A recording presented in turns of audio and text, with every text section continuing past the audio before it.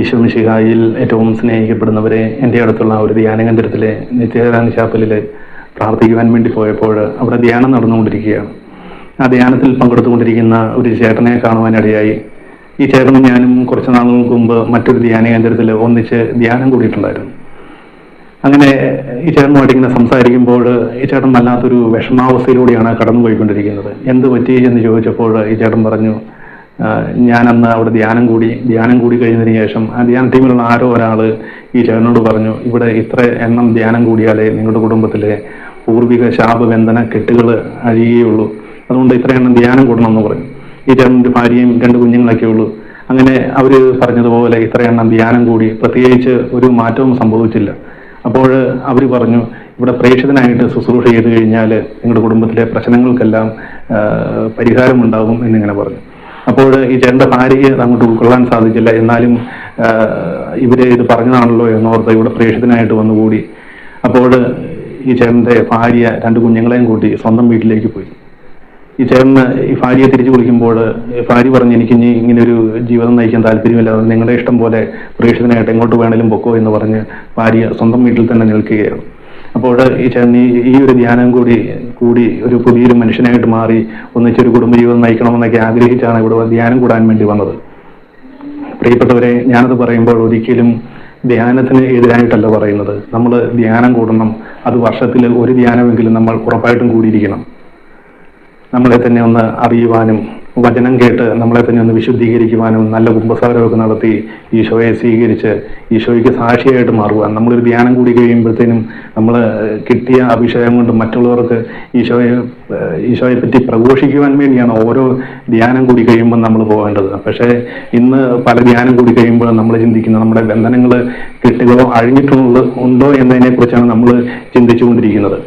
പ്രിയപ്പെട്ടവരെ, ഞാനത് പറയുമ്പോൾ പലർക്കും ഇതുപോലെ അവസ്ഥയിലൂടെ കടന്നു പോയിട്ടുണ്ട്. ഈ കഴിഞ്ഞ ദിവസം ഒരു ചേച്ചി വിളിച്ചിട്ട് പറഞ്ഞൊരു കാര്യമാണ്, ഒരു ധ്യാനത്തിന് പങ്കെടുത്തതിന് ശേഷം ധ്യാന ടീമിലെ ആ വ്യക്തി പറഞ്ഞു, ഇവിടെ വന്ന് 9 ധ്യാനം കൂടി കഴിഞ്ഞാൽ നിങ്ങളുടെ കുടുംബം അനുഗ്രഹിക്കപ്പെടും എന്ന് പറഞ്ഞു.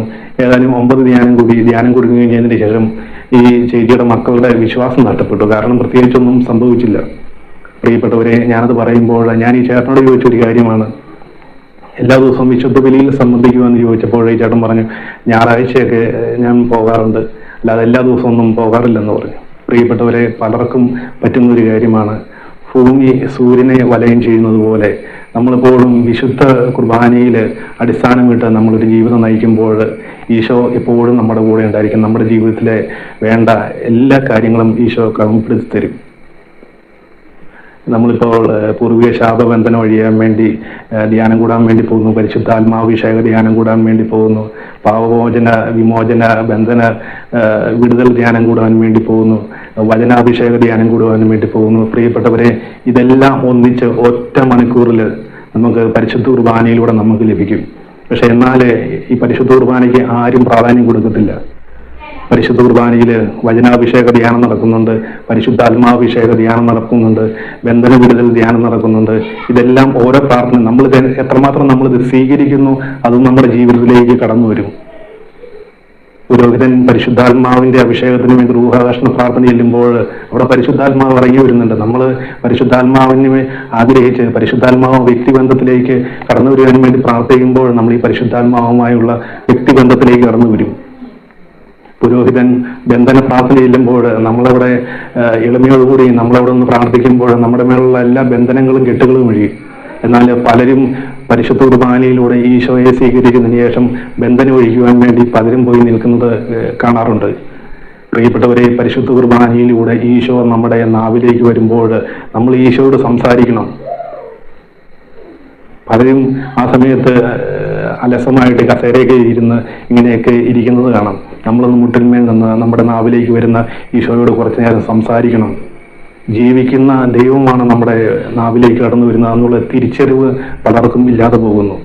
നമ്മൾ കുർബാന കഴിഞ്ഞിട്ട് കുറച്ചു നേരം അവിടെ നിന്ന് ധ്യാനിക്കണം. അത് ധ്യാനിക്കാൻ സമയമില്ലെങ്കിൽ നമ്മൾ ആരോടും സംസാരിക്കാതെ കുറച്ചു നേരം നമ്മൾ ഈശോയോട് സംസാരിച്ച് കുർബാനയിൽ നിന്ന് ഇറങ്ങിയൊക്കെ നമ്മൾ പോകുമ്പോൾ ഈശോയുമായുള്ള ഒരു വ്യക്തിബന്ധത്തിലേക്ക് കടന്നു വരും. പ്രിയപ്പെട്ടവരെ, നമ്മൾ ധ്യാനം കൂടണം. വർഷത്തിൽ 1-2 ധ്യാനം കൂടണം. നമ്മൾ 9 ധ്യാനം 10 ധ്യാനമൊക്കെ കൂടി പരിശുദ്ധ കുർബാനയിൽ അടിസ്ഥാനമില്ലാതൊരു ജീവിതം നയിക്കുമ്പോൾ ഈശോയിൽ നിന്ന് നമ്മൾ ഓരോ ദിവസവും അകന്നു പോവുകയാണ് ചെയ്യുന്നത്.